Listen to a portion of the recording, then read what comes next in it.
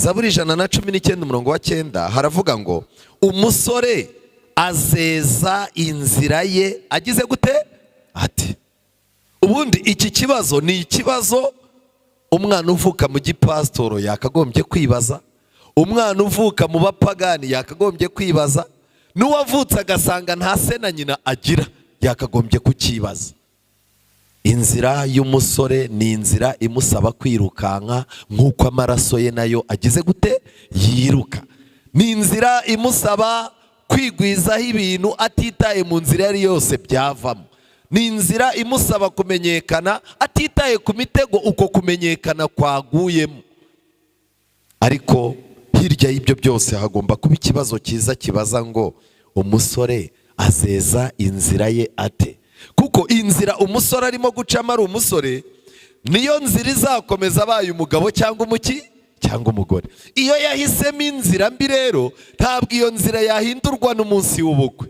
Ku munsi w'ubukwe umukobwa aba yambaye ikanzu yera yerekana ko ari umuziranenge, ariko abenshi baba barakuyemo amada abandi bayambariyeho ikanzu y'ubukwe. Abasore baba bari aho yegamye mu ntebe bagize ndende berekana ko yabaye umutware, ariko hari abantu bari inyuma mu gikari barimo guteranya fanta bavuga bati ni umuntu w'imbwa ni ukumubona mu ikote, ariko barimo gupepera abantu. Mwabibonye ko nabaye iki? Nabaye umugabo. Umunsi w'ubukwe nta kintu uhindura ku nzira mbi umuntu yaciyemo. Ariko reka ndeba abantu turi kumwe, ndimo ndavuga ibintu byumvikana ra.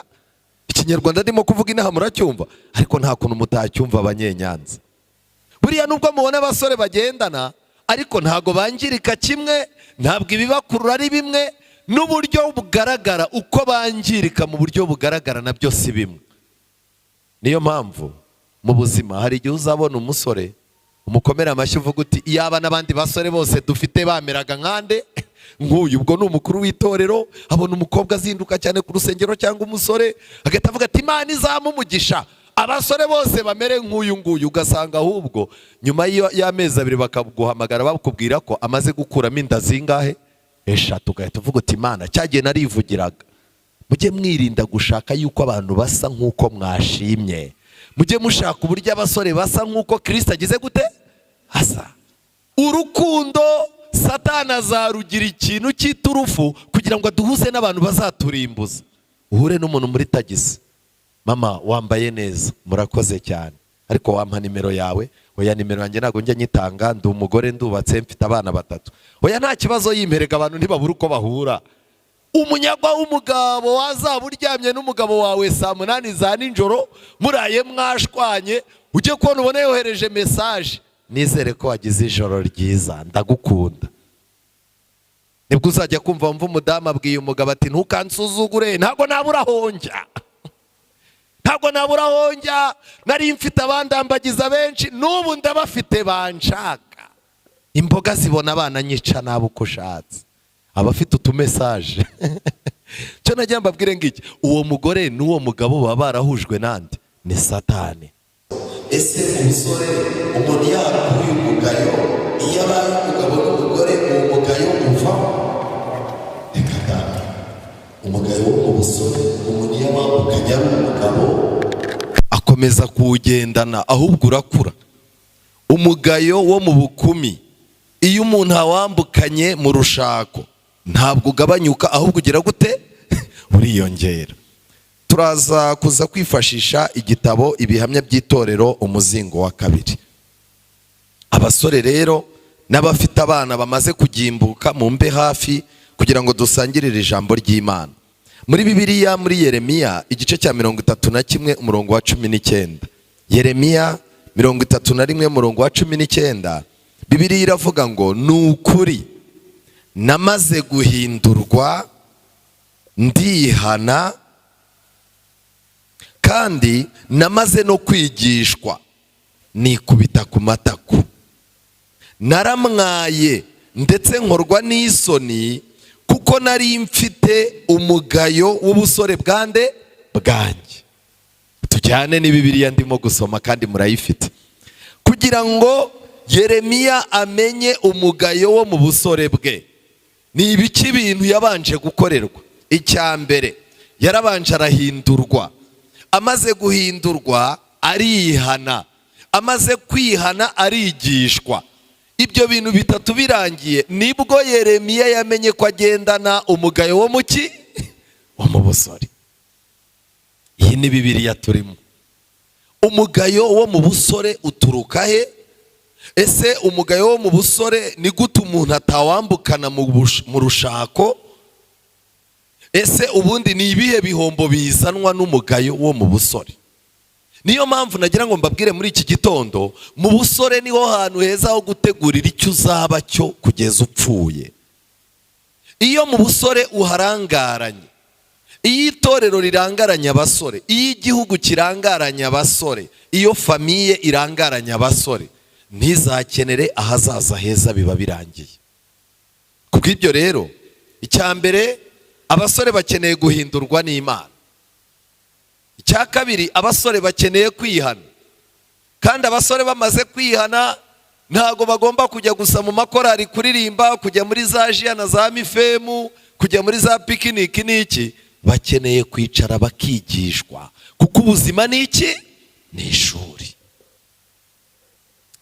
Ibyo iyo birangiye nibwo umuntu atangira kwikubita ku matako akavuga ati, mu myaka 17 yanjye iyo mbigenza gutya mba ntameze gutya.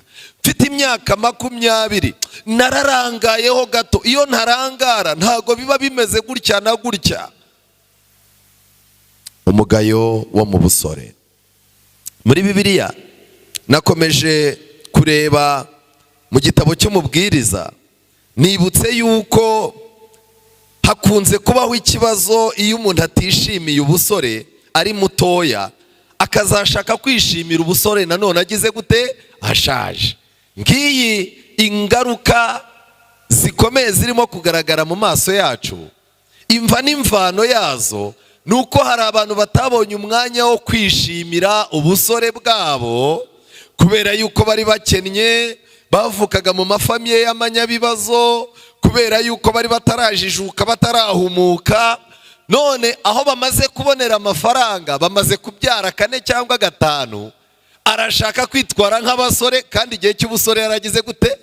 Yarakivuyemo. Kuzajya kubona umumama yiyambitse nk'abana bato, afite inda nziza rwose y'icyubahiro, inda ye yabyaye abana baraho n'abana bakuru, ukabona umukecuru yanda yayanitse ngo arashaka ngo kumera nk'inkumi. Muntu w'umusaza umaze kuzana imvi, wubashywe muri karitsiye, wajya kubona ukabona arimo arahunahuna mu bwana bw'ubukobwa bungana n'umwana we wa bucura. Kubera iki?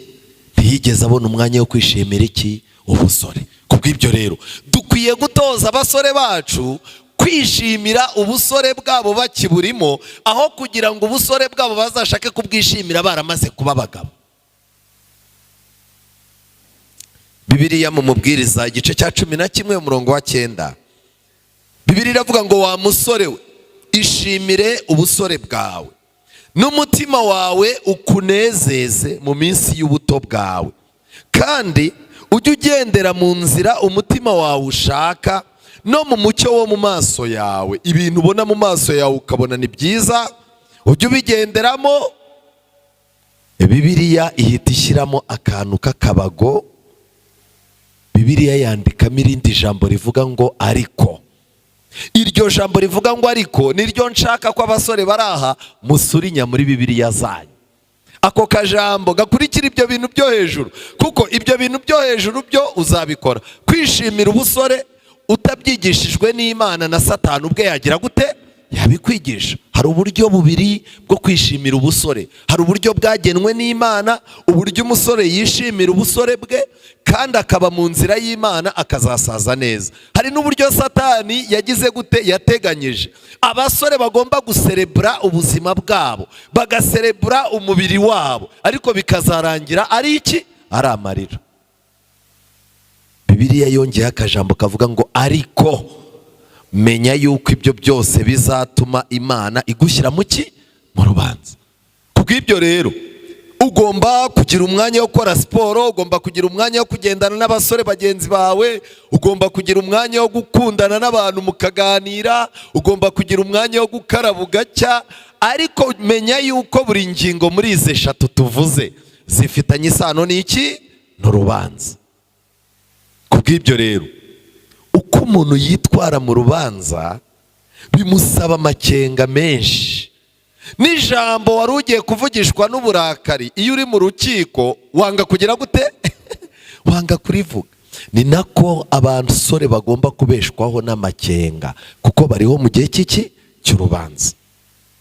Nshuti zanjye, nakomeje kureba muri Bibiliya muri Zaburi y'119 umurongo wa 9, mpabona ikintu gikomeye. Mu kanya nigeze kuba ndimo gusoma iki gitabo cyitwa Ibihamya by'itorero, barimo gusobanura iri somo ryo muri Zaburi 119 umurongo wa 9. Zaburi 119 umurongo wa 9 haravuga ngo umusore azeza inzira ye agize gute? Ati.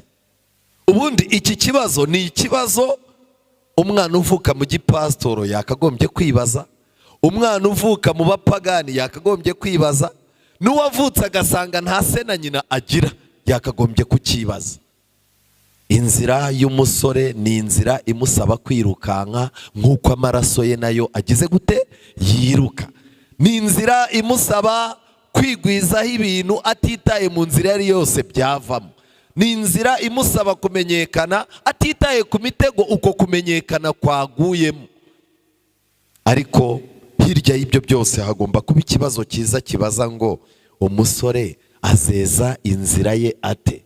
Kuko inzira umusore arimo gucamo ari umusore, niyo nzira izakomeza abaye umugabo cyangwa umuki cyangwa umugore. Iyo yahisemo inzira mbi rero, ntabwo iyo nzira yahindurwa n'umunsi w'ubukwe. Ku munsi w'ubukwe umukobwa aba yambaye ikanzu yera yerekana ko ari umuziranenge, ariko abenshi baba barakuyemo amada, abandi bayambariyeho ikanzu y'ubukwe. Abasore baba bari aho yegamye mu ntebe bagize ndende berekana ko yabaye umutware, ariko hari abantu bari inyuma mu gikari barimo guteranya fanta bavuga bati ni umuntu w'imbwa, ni ukumubona mu ikote. Ariko barimo gupepera abantu, mwabibonye ko nabaye iki? Nabaye umugabo. Umunsi w'ubukwe nta kintu uhindura ku nzira mbi umuntu yaciyemo. Ariko reka ndeba abantu turi kumwe, ndimo ndavuga ibintu byumvikana. Ikinyarwanda ndimo kuvuga inaha muracyumva, ariko nta kuntu mutacyumva abanyenyanza. Icyo nashakaga kubabwira ni kimwe: ni gute umusore yakweza inzira ye. Kuko ku munsi w'ubukwe ntushobora guhindura. Reka njye ikintu mbabwira: kuba waraciye ibumoso ugashaka guhindura icyerekezo ku munsi w'ubukwe ngo uce iburyo kuko wamenye ko waciye sansenike, ntago biba biri bukunde. Ni abapasitoro bake bashobora kumenya ko umuntu aje gushyingirwa uwo munsi ari wo munsi wa nyuma ashyinguwe. Ni bakeya bashobora kubimenya, ariko inyandiko irabitubwira ko hari abantu benshi baza ku munsi w'ubukwe bakaba baje gusezeraho Imana tugira ngo nibwo Imana ibabonye. Ibi bintu bintera ubwoba. Umusore azeza inzira yate?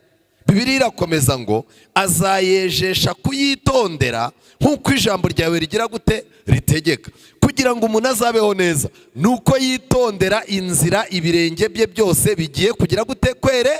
Kwerekezamo. Bivuze ngo iki? Nubwo waba udafite ubwenge bw'amashuri, ukaba udafite ababyeyi bakugira inama, uramutse uri umusore ukabwira Imana uti Imana, mu buzima bwanjye uzandinde guhubuka, kandi ninshamadukira ibintu byankoraho ujye ubyica.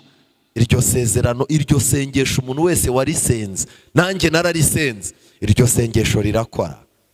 Iryo ni isengesho rikora. Kubwira Imana ngo nubona nanashyushye nashyushye nk'ipasi, ibintu nabishyushyemo, ariko ukabona uzambura, ujye ugira gute? Ujye ubyica. Ngiyi impamvu ituma mwabagore mwe abenshi muri aha mubana n'abagabo mutakundanye bwa mbere. Hari isengesho wasenze rigira gute? Rirakora. Ushobora no kuvuga ngo umugabo ngo tubane uyu munsi, ngo iyo muhamagaye kuri telefone ngo atinda kunyitaba, naba nawe arayifata.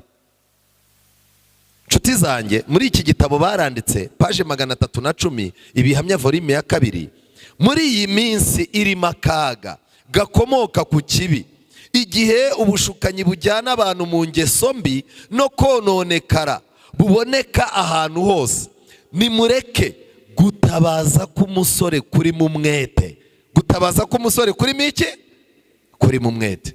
Umuntu ushaka kwambuka ubuzima bwa gisore ngo ajye mu rushako akwiye kuba ari umuntu usengana iki? Umwete. Hano batubwiye umuntu ujya gusengesha, simwe mbaza, batubwiye umuntu uhamagara mu itsinda ry'amasengesho ngo bamushyire imbere y'Imana. Batubwiye umuntu wisengera agasengana umwete, kandi uko gusenga kuvuye ku mutima kuzamukire mu ijuru. Agira ati, mutega amatwi uko umusore agomba gusenga n'umwete avuga. Umusore agomba gusengana umwete, ayo magambo akazamuka ajya mu ijuru. Amagambo avuga ngo umusore azeza inzira yate. Ndasaba ngo amatwi ye afungukire kumva, kandi ngo umutima we worohere kumvira iyi nyigisho ije ari igisubizo ngo azayejesha kuyitondera nk'uko ijambo ryawe rigira gute? Ritegeka. Ni ibintu bibiri. Iri somo ririmo imigabane ibiri. Umugabane wa mbere ni uw'umusore udashaka kuzaseba abaye umugabo cyangwa umugore, urimo gutabaza Imana ngo imuhindurire ubuzima. Igisubizo, umurongo wa kabiri, igice cya kabiri cy'iri somo, ni igisubizo kiva ku Mana gihise kigaruka kije mu matwi ya wa muki? Ya wa musore. Umusore rero iyo afite ikibazo kibaza ngo umusore azeza inzira yate, Imana ihita imusubiza ngo azejesha iyo nzira gukurikiza icyo amategeko y'Imana agira gute? Amusaba. Ibyo bintu ni ibintu bibiri byegeranye nk'uko mubireba. Muri iki gitabo barakomeje barandika ngo ubuhungiro bwonyine urubyiruko rwo muri iki gihe cyangiritse rufite ni ukwiringira Imana. Nibadafashwa n'Imana ntibazashobora gutegeka irari n'ipfa bya kimuntu. Abasore bafite ibintu bibiri bibatwara batabona. Ninde muntu wari winjira mu modoka irimo gushaka abagenzi, iyo modoka yakererewe kandi aho hafi hari umupolisi? Mwigeze mubona bemera yuko wicara? Wowe ugeramo konvayeri agahita akinga, shoferi nawe agahita avuga ati wakinze batamfata. Noneho wowe urimo kuvuga uti rero mwaretse gakeya nkabona uko ngira gute nicara, bati uraba wicara tugeze imbere. Ubusore nabwo niko bumeze. Butwara umuntu bumwereka ko hari aho bumujyanye byihutirwa, hari n'ibyo agomba kurenga, ariko nanone ntibumuha umwanya wo kugira gute? Wo gutekereza. Rero hano haranditswe ngo nibadafashwa n'Imana ntibazashobora gutegeka irari n'ipfa bya kimuntu. Muri Kristo niho hari ubufasha bwonyine bukenewe. Hasi barakomeje barandika ngo ariko Kristo aracyareba abasore akababwira ngo nyamara mwanze kuza aho ngize gute? Aho ndi. Ngiki kibazo. Abasore bafite ibibazo, aho kugira ngo baze ubukene bwabo babuture Kristo, barimo barajya gusambana no kujya gukura ibyinyo no kujya kwiba no gukeba amasakoshi. Aho kugira ngo bamenye ko ahazaza habo batarimo kuhabona ngo baze Kristo ahategure, barimo barajya mu bapfumu, barimo barajya noneho aho kugira ngo bamenye ko Kristo ari we soko y'umunezero, barajya mu tubyiniro, barajya kwihisha, bakajya ahantu mu bintu bidafite 12. Yesu ni umushomeri ku basore, afite akazi kenshi yashakaga gukorera abajene, ariko yabuze abasore bagira gute? Bamusanga. Kugeza ubwo Yesu atanga itangaza akavuga ngo nyamara mwanze kuza aho ngira gute? Aho ndi ngo mbafashe. Nshuti zanjye, mu gitabo Ibihamya by'Itorero volume ya 2 kindimo gusoma page 308 kugeza kuri page 309, niki igihamya cya 18, umuhanuzi w'Imana yandikiye umuryango witwa, ni umuntu banze kuvuga izina rye, bamwita mwene data Ga cyangwa G na mushiki wacu G. Ni umugabo n'umugore bari barashakanye, bashakana mu buzima bwo guhuzagurika, badafite intego zo kubaho. Muri bwa buzima bw'urushako batangira kubyara abana, ariko abo bana badatekereza ahazaza habo. Noneho abana babo bagenda bakura, bakaza bavuga bati no, abana nibakura ingeso mbi bazagira gute? Bazazireka nk'uko ubu natwe twakuze ababyeyi bavuga bati naba umugabo bizagira gute? Ubu hari abantu bari aha ngaha batangiye kugaragaza ububwa bakiri batoya, akimbiri mu myaka 19 abyuka saa yine akayura iwabo, bakavuga bati mureke nashaka umugore azamukangura. ariko n'uyu munsi wa none ugasanga umugore arimo aravuga ati naba namwe mufite abagabo, njye mfite murumuna wanjye. Umugabo akamwita murumuna we kubera iki? None se niba umugabo abaza umugore ngo bararya iki abana uyu munsi, urumva utarabaye murumuna w'umugore wawe?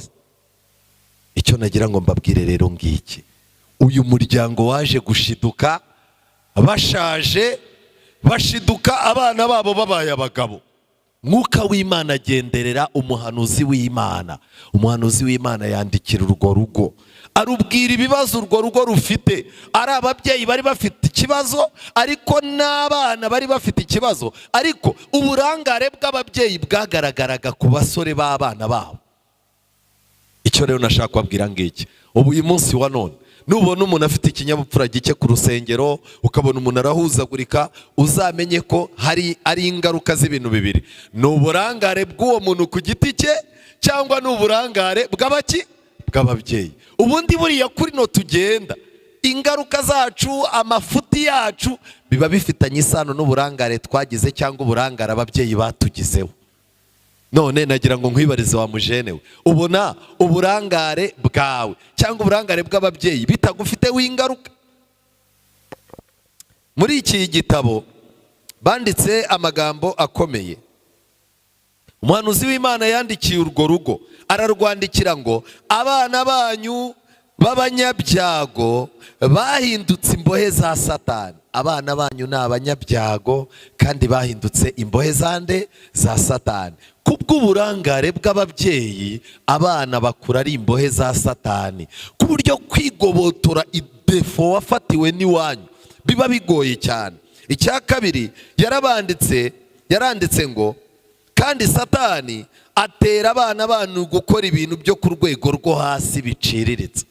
Satani, hari igihe umwana wawe Satani atamwica ngo ajye akora ibintu by'amafuti, ariko kazaza ubona umwana nta kintu kizima agira gute akora. Ibintu byose akora ni ibintu biciriritse. Ndahamya nashidikanya ko hano twicaranye n'abasore badafite amadefo muri karitsiye, badafite ibintu by'amahano bakora, ariko nanone wabana nawe ukamushakamo intego nzima ukayibura, ukabona ibintu byose ahora taha umwanya ni ibintu bigize gute biciriritse.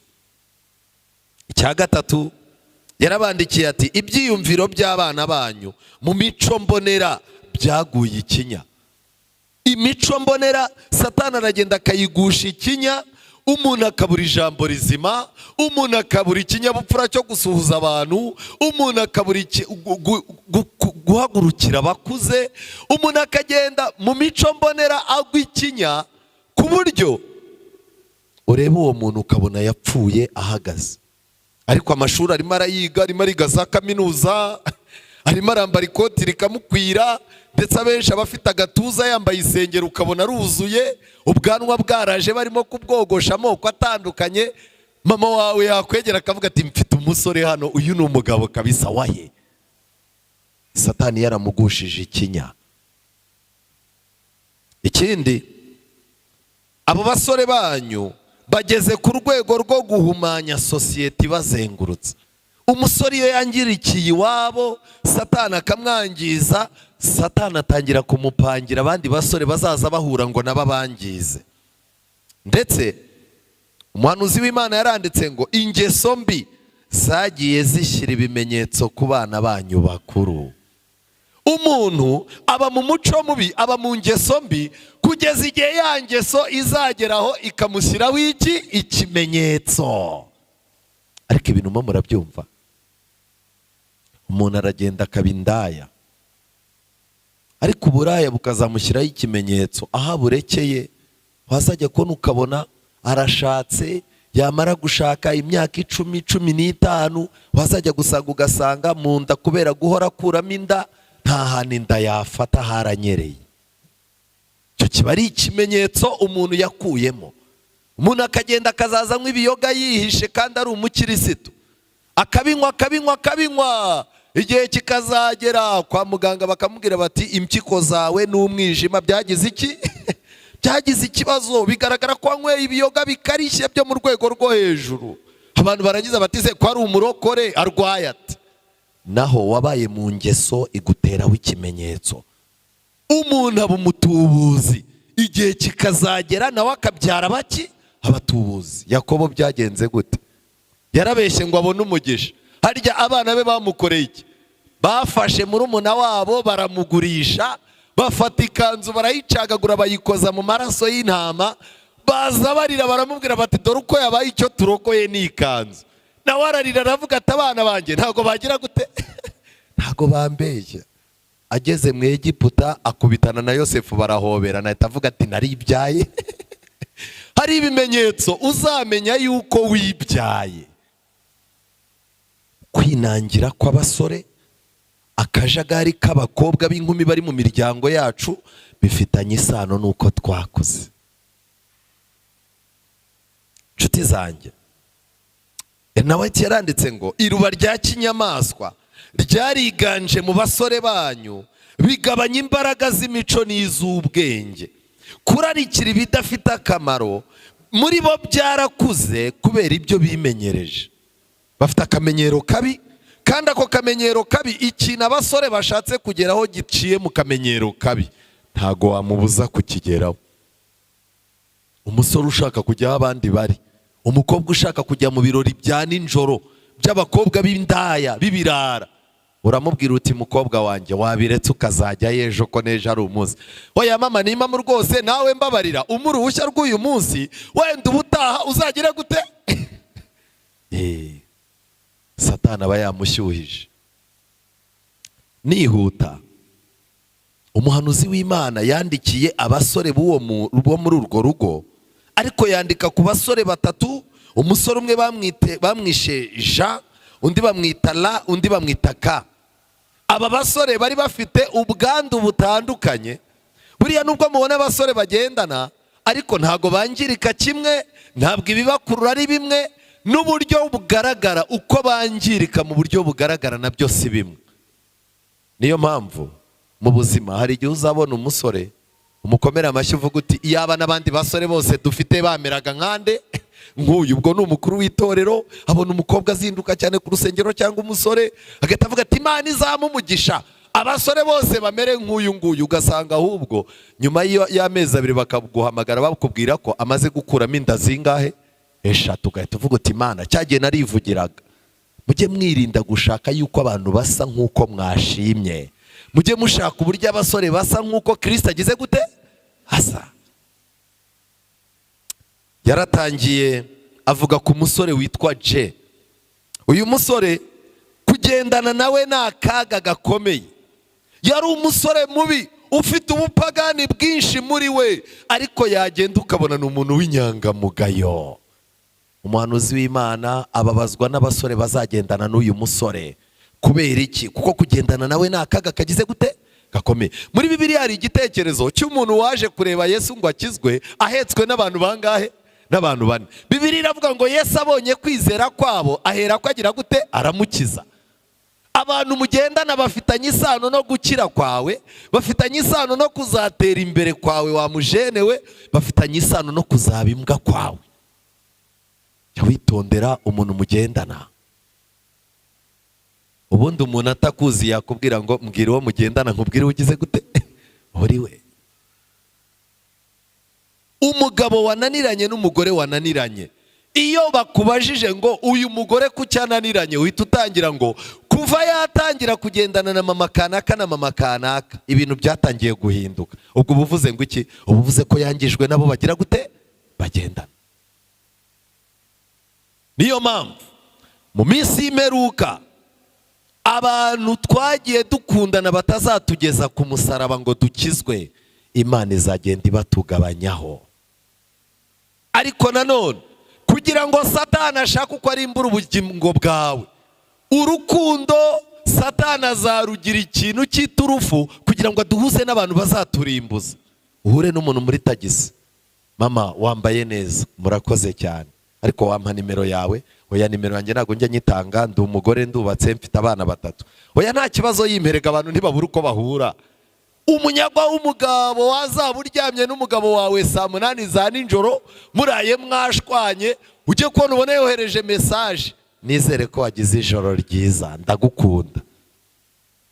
Nibwo uzajya kumva umudamu abwiye umugabo ati ntukansuzugure ntago nabura honja. ntabwo nabura aho njya, nari mfite abandambagiza benshi, n'ubu ndabafite banshaka. Imboga zibona abana nyica nabi uko ushatse, abafite utumesaje. Cyo nagira mbabwire ngiki, uwo mugore n'uwo mugabo baba barahujwe nande? Ni Satani. Satani agiye kudusiga inshuti zizatuma iby'Imana bidukamukamo. Kugendana n'uyu musore byari akaga. Uyu musore yigaruriwe n'akamenyero kabi, afite imbaraga mbi muri we, ahindura abandi akabakurura mu kigare cye. Hari umusore ubona ukabona ni mubi, ariko waba umwegereye nawe muri kumwe ukumva kumuva iruhande waba uhombye. Hari abantu Satani yagize babi, arangize abasiga n'ikintu cy'igikundiro mu bibi, ku buryo kumureka uwo muntu wumva afazari wareka abandi, kandi ubizi ko kugendana nawe kurimo kukwangiza. Uyu musore yari afite ikibazo. Ubuntu bw'Imana ntago bwahinduye umutima we. Uyu musore afite ubuhanga busanzwe, arabufite, kandi ise yamugiriye icyizere amwigereranyaho, ariko ntawitse. Hari ukuntu ureba umwana ukagenda kura, ukumva mu ishuri yabaye uwa mbere, bakabwira bati yarangije segonderi atangiye kaminuza, ukavuga uti kabisa. Umubyeyi agatangira akavuga ati ubundi mu bana nabyaye nkishima, uyu naramubyaye ndishima. Mama we nawe wajya kumva aravuze, ni impamvu pe, iyi nda y'uyu mwana nkiyisama numvisha ari umwana w'umugisha. Mujye mwirinda kuvuga ayo magambo muyavugishijwe n'utuntu mwabonye ku bana, kuko hari igihe n'uwo nguwo uvuga gutyo ntacyo akumarira, wa undi wavumyiye ku gahera wajya kubona ukabona ushaje, iwe ari huba kandi akagusazisha neza. Inzira ntigira iki? Ntibwira umugenzi. Kandi amasaka yose yeze hafi y'inzira ntabwo ari ko inyoni zigira gute? Yego. Uwo mugani hari uwumvise? Yego. Ntukajye mu bana bawe ngo utoranye abazakugirira akamaro n'abatazagira gute? Uyu mwana rero ngo yari umuhanga, kugeza ubwo se yamwegera aramubwira ati uyu ni uwanjye kabisa. Ngo ariko ngo ijuru ryaramurebaga rikabona atagize gute? Adahwitse. Ntabwo kugira ubwenge bwo mu ishuri bivuze ko umuntu ahwitse, ntabwo kuba ufite imigambi nk'iyo so afite bivuga ko uhwitse. Ushobora kugira amafaranga ukagira amashuka. Ariko reka njye ikintu mbabaza, muri iki gitondo murimo murumva abasore badafite ibibazo bikomeye. Ubuhungiro bwonyine ni Kristo, kandi Kristo areba abasore bagundagurana n'ibintu bibarusha imbaraga. Kristo akabwira abasore ati mwaje n'ubu ngubu ntimuraza ahondi. Ariko Satani abwira abasore ngo nimwirwaneho aho gusanga Kristo. Uyu musore yari afite ikibazo, ntabwo yayoborwaga n'amahame y'idini. Kutayoborwa n'amahame y'idini byatumye ahinduka umuntu wononekaye mu mutima, kandi ahinduka indyarya. Abasore, abakobwa baraha, hari igihe umuhungu akakubwira ati njyewe nta dini ngira, sindi na mwene wanyu, ntago ndi umudive wanyu, ariko pe ubyumve ko ndagukunda ku mutima. Wenda ntabwo wahareba, ariko ndagukunda ku mutima pe. Umukobwa nawe abaraho amureba mu maso ameze nk'inkoko ireba mu maso y'ipusi. Mwari mwabona umushwi w'inkoko urimo kureba mu maso y'ipusi, ipusi irimo kuvuga iti rwose izindi nkoko ndazanga, ariko wowe urasa neza, nta kintu nakugirira kibi.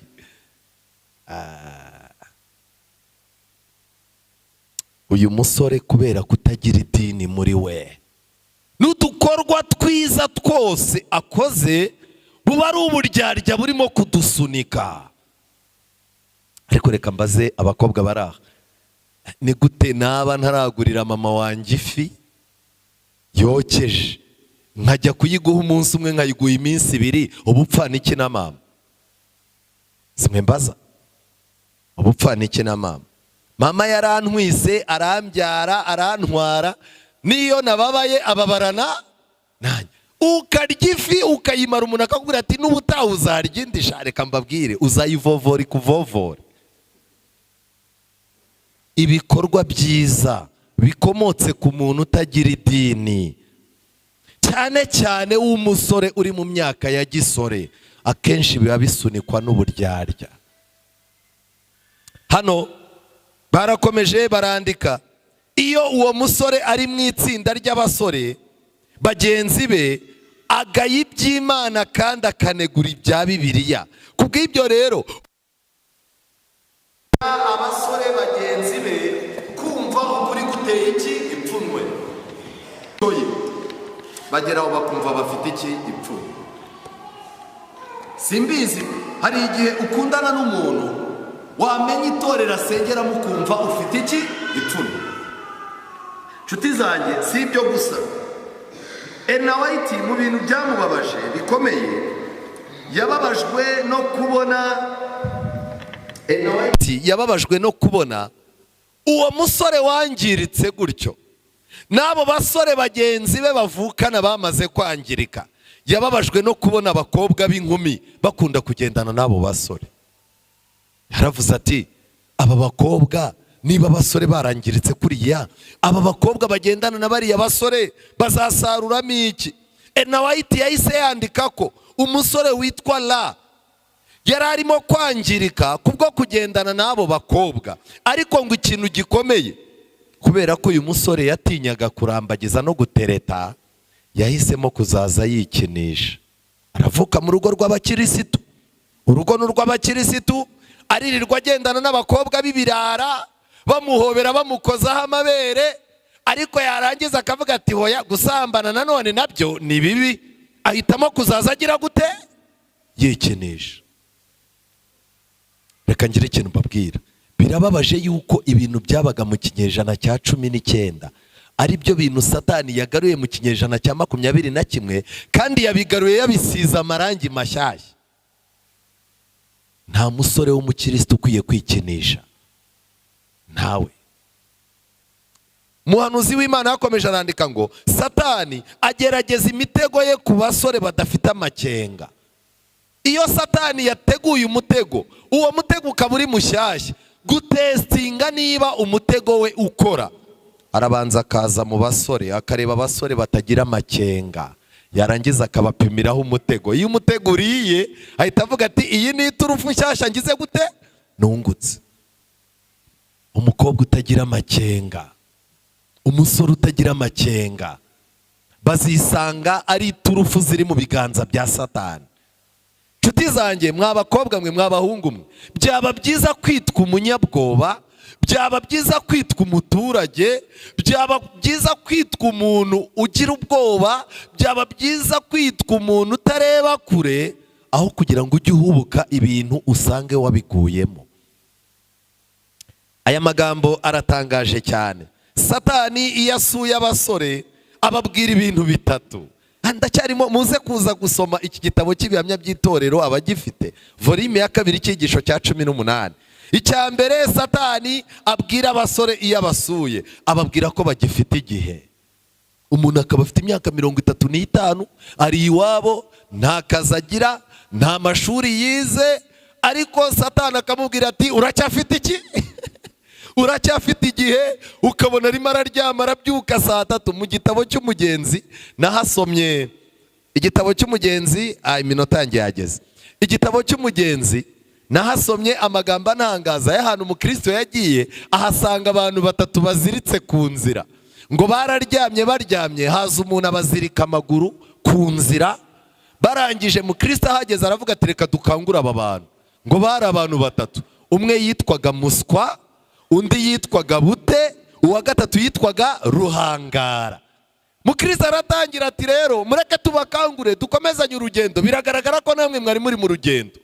Muswa arangije arakanguka, arabitegereza, arabwira ati, ngewe ndabona nta kaga kariho, mureke nongere ngire gute? Niryamire. Ubu hari n'abasore batarabona yuko ubuzima bwagize gute? Bwahindutse. Aracyarya ifiriti iwabo bakagura umupira, bakagura ijipo nziza, bakamugurira ikariso, amavuta, iki byose, inzara zo gucomeka, iwabo bagacomeka, ataramenya ko ubuzima bwagize gute? Uwo ni umuswa. Uwa kabiri ni umunyabute. Bute baramukanguye, aravuga ati, ariko mwabagabo mwe, bite byanyu, mureke nongere nsinzire. Ahantu naringeze igitotsi niho cyari kigize gute? Cyari kiryoshye. N'ubu hari abasore basinziriye mu bute batagira icyo bakora. leta zikoreye abantu badafite icyo bamaze, bafite amaboko batayakoresha. Amatorero abitsa abantu nk'abo, n'imiryango yacu irababitsa. Umuntu wa gatatu ni umuntu witwa Ruhangara. Ruhangara baramwegereye baramubwira bati kusinziriye uziritse amaguru, ahangaha uhahuriye n'ibyago. Arangije arababwira ati mwe mucungane n'ibyanyu, ikibindi cyose kigira indiba yacyo kigira gute? Giterekwa, ucungana n'ibyawe, ibyanjye ntibigize gute? Umusore uzabona nizo ngeso eshatu, uzamumenye yuko aziritse atazagera iyo ashaka kugera. Umusore ufite ubute, akaba afite ikintu cyitwa ubunebwe, yarangiza akaba atagira ikinyabupfura mu buzima bwe, yarangiza akaba ari umuntu wibereye aho ngaho utabona ibibazo n'uko isi yahindutse, araziritse ntazagera iyo ajya. Ndasoza mbabwira ikintu cya kabiri. Satani yasuye abasore ababwira ko bafite amahirwe yo kwishimira ubuzima bw'icyaha, ariko akababwira ngo bishimire icyaha inshuro imwe yonyine. Satani araza akakubwira ati nibyo koko ntusanze unywa inzoga, ariko urabona wicaranye na meya, kandi dore uri umwana w'umukobwa wari ugize amahirwe yo kuzamuka. Ubu ngubu byagutwara iki ko no kwihana uzihana? Ubu wemeye ukanywa izi nzoga ukaryamana n'uyu mugabo, ariko ugakingura urugi rw'ubuzima bwawe bwiza, byagutwara iki ubundi? Bwira umukiranutsi nibwira acumuye karindwi. Satani ajya ashuka abantu muri ubwo buryo, n'ayo masomo nta n'ahantu aba yanditse. Umukobwa akavuga ati inzoga ndayinyweye, agasambana n'icyo kigabo, yarangiza akavuga ati nzaba nihana igihe kigize gute? Kirahari. Ngo Satani yagushutse akubwira ko inshuro imwe yonyine ariyo wemererwa kugira ngo ugere ku iterambere, ngo uzamenye ko iyo nshuro imwe ariyo ihagije kugira ngo ikwangize burundu. Icya gatatu Satani abwira abasore, abatinyura kugendera ku rubuga rwabuzanyijwe. Iyo utangiye kugira ubwoba uvuga uti bariya basore ni ibirara, ningendana nabo nzangirika, Satani arakubwira ati hoya, keretse nawe utiyaminiya. Umuntu ashobora kugendana n'indaya kandi atagize gute? Atarizo. Satani akakubwira ati wowe uri ku rwego wagendana n'abajura kandi ntiwibe. Warangiza ukazaza ujya kubona ukabona umuntu ni umukirisitu yicaye ahantu abantu barimo barakaza kanyanga nawe akaka fanta, ukamaze uti se bariya abantu urimo ntabwo bazakugusha. Oya, nzi ubwenge ntabwo nagira gute? Ntabwo nagwa. Umusore akakubwira ngo aramutse agiye kwirambagiriza umukobwa wo mu rindi dini, akamuzana akamubatirisha, uwo mukobwa ntashobora kuba mwiza kuruta abakobwa bavukiye mu itorero. Aba yahuye na Satani akamutinyura ku rubuga rwagize gute? Rwabuzanyijwe. Ndasoza mbabwira ikintu gikomeye. Musabe Imana iduha imbaraga, musabe Imana iduha ubwenge. Kandi mwa basore mwe, muri iki gitondo icyo nashakaga ni kimwe: nudakanguka Satani arakangutse, nudakanura abasore bashaka kukwangiza barakanuye, kandi nudakangukira ubuzima bwawe isi irahari ngo igukangukire ikwangize. Kubw'ibyo rero uko bwije nuko bukeye mwishinganishe mu biganza by'Imana, niho muzakura ihumure, nibwo ibyo mushaka byose bizabagendekera nk'uko mubishaka. Kandi icyifuzo cyanjye ni uko Imana yagira abantu bake isigarana bayikura mu gahinda, kuko abasore benshi bateza Imana agahinda, abasore benshi bateza ijuru agahinda. Ni bake cyane bashobora guhumuriza ijuru, kandi muri abo bake nawe ugomba kubamo.